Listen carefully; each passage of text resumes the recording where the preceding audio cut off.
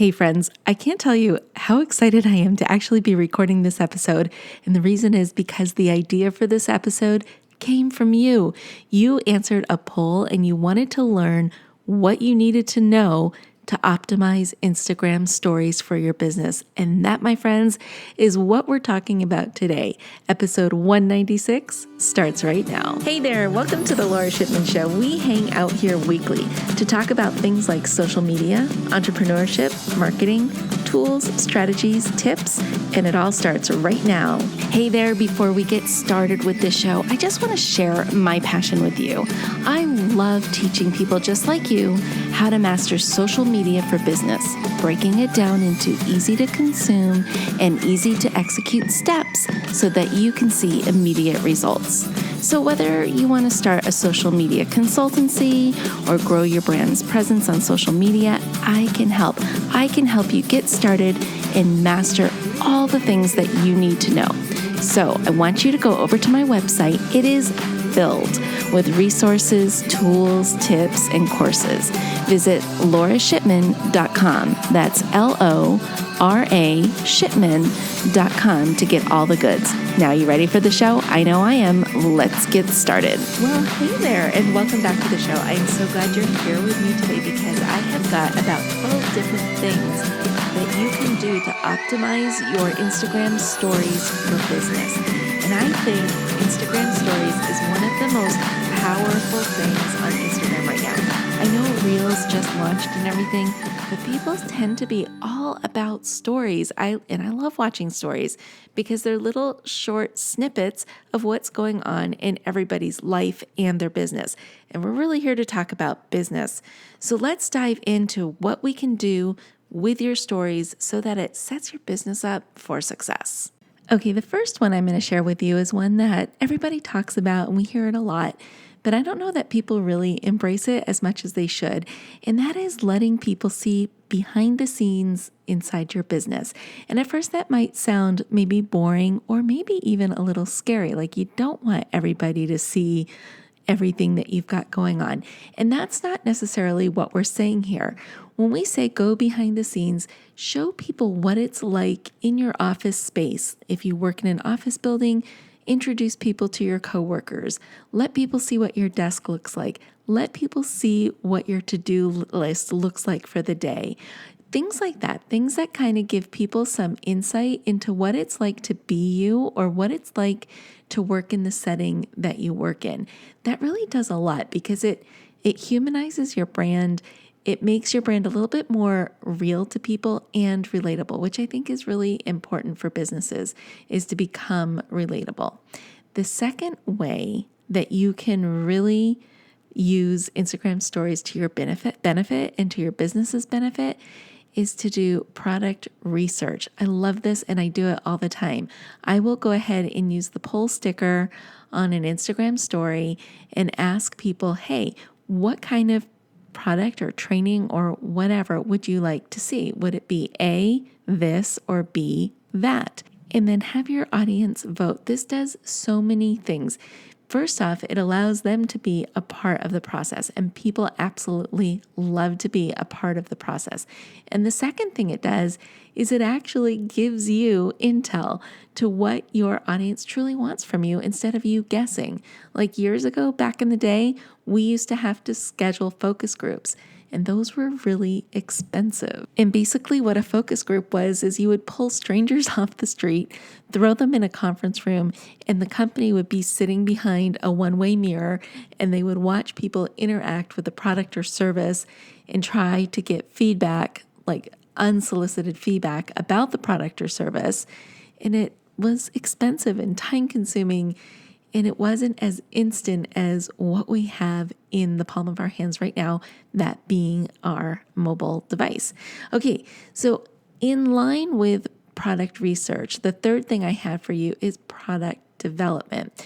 Now that you have the idea of what your audience wants, it's time to develop it.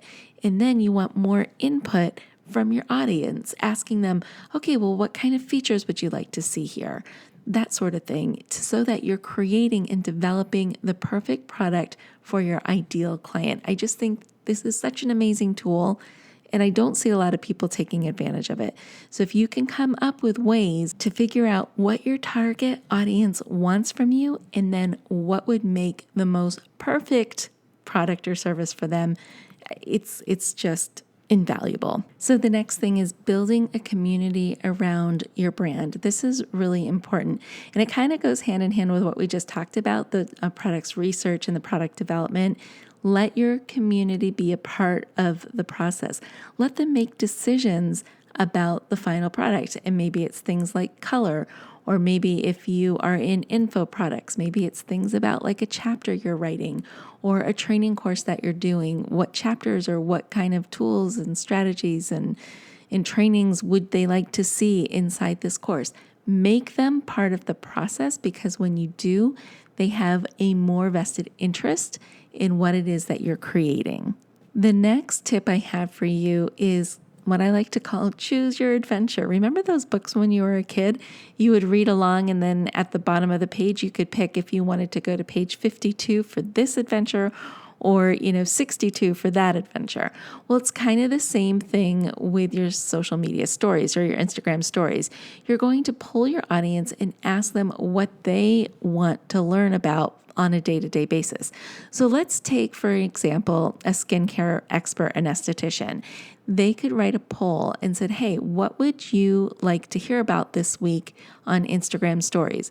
Would you like to hear how to care for aging skin, how to treat skin with acne, or skin that is reactive, maybe somebody who has rosacea, those types of things.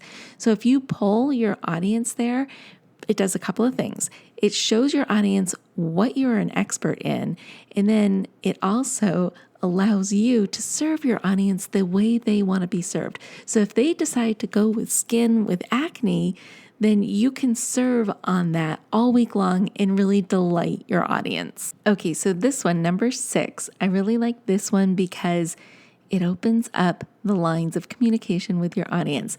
So what you want to do is share with them this or that kind of photos, which do you prefer, this or that, or before and after shots, and then ask them their opinion why they like the before better or why they like the after better. And what this does is it just gets people talking to you, and that is engagement. And the more engagement you have on your account, the more apt Instagram is to open up your posts to other people in the Instagram universe. So I think that's really important. Okay, number 7 is tutorials, unboxings, and mini trainings. So whether you have a product or a service, everybody has the opportunity to do this. And this is a great way to showcase your product or service without being salesy and getting people really excited in what you have to offer. So anytime you can sit down with your audience and just go step by step with them on some things, they love it and they get a lot out of it. You get a lot of exposure out of it, and it's a win-win all around. Okay, the next tip I have for you is to reward your audience. Host a contest. Not a lot of people do this. And when you host contests like this, it gets your community or your followers, your audience, really excited about your brand. And then if you create the contest in such a way where people have to share your content out in order to qualify as a winner, it's a great way to get new exposure. Number 9 is a really fun one to do, and that is sharing user-generated content. And so what do I mean by that? You want to encourage your audience members to tag you in posts of them using your product or service and then share it to your story. So for example, if it was me and I was doing a training where I had everybody join me on a Zoom call or something like that, I might encourage the attendees to go ahead and take as many screenshots as they want, as long as we got group permission from everybody, and post it out on social media, but make sure to tag me in it. Because then what I'm going to do is once I get tagged in that, I'm going to share it to my story. So who gets exposed? I get exposed, and then all the people who are on the call with me get exposure, and it's a win-win for everybody. So do the same thing if you have a product that somebody's using. Let's say you sell water bottles. Encourage your audience to take pictures of them using your water bottle at their favorite places, maybe the gym, or maybe on a hike, or maybe on a bike ride, something like that. Make sure to have them tag you in it so that you can share their adventure with your water bottle on your story. Okay, so now I think we are up to item number 10. And this one, I'm a total sucker for them. I love participating in these. And these are get to know you story templates. And I know you've seen them before. So you'll see somebody post something up there and it'll say screenshot this and answer the questions. They're usually like a this or that question. So for example, you might have one for the season of fall, and it could be this or that, pumpkins or scary movies, or it could be this or that, apples or caramel dipped apples. I don't know, I'm just making it up. But they're get to know you types of questions that people love to participate and engage in because it gives them a little escape from their day-to-day life. Another way to do this is also like a fill in the blank sort of thing. So you could say, one of my favorite things about fall is, and encourage your audience to fill in the blank. Now, the key is you want to participate in this too, because it's a get to know you post. So not only do you want to see what your audience responds to, they want to know about you. They want to know what lights you up about fall or whatever it is you decide to choose. Okay, number 11 is all about announcements. And when I think of this, I think of Instagram stories as being your little PR firm.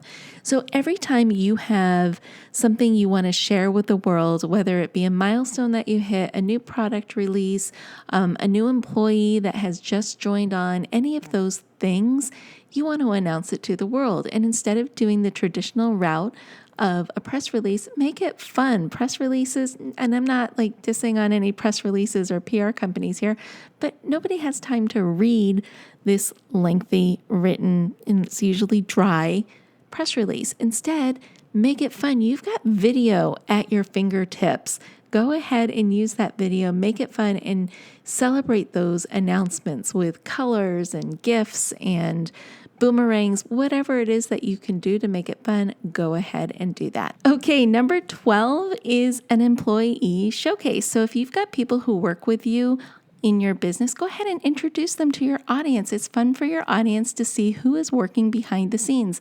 So it could be employees, it could be independent contractors, or it could even be your pet.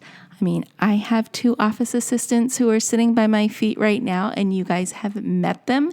If you follow me on Instagram, that's Max and Tatsu, and they love to make an appearance on my Instagram stories. So my friends, those are the 12 ways you can optimize stories for business. And it's all about really allowing your audience to get to know you and your products and your services on a deeper level. Don't be afraid to pull back that curtain just a little bit so people can see inside, and then that starts all sorts of fun conversations. All right, that's it for this episode. I hope you enjoyed it. If you have a show idea or if you have a topic that you want me to cover in an upcoming episode, don't be shy. Seriously, go ahead and tell me about it in a DM on Instagram, or just write it on the comments here, and I will get it and do what I can to make that episode a reality. Okay, my friends, that's it. Until next time, you know what to do. Stay safe, stay healthy, and most of all, stay social. Hey there, I just want to say thank you for spending time with me here today. I know your time is super valuable, which is why I am dedicated to providing lots of usable, actionable information in the shortest amount of time possible. Before you go, please don't forget to hit that subscribe button so you don't miss a future episode. And if you have ideas or topics you would like me to cover in an upcoming show, let me know about it in the comment section provided.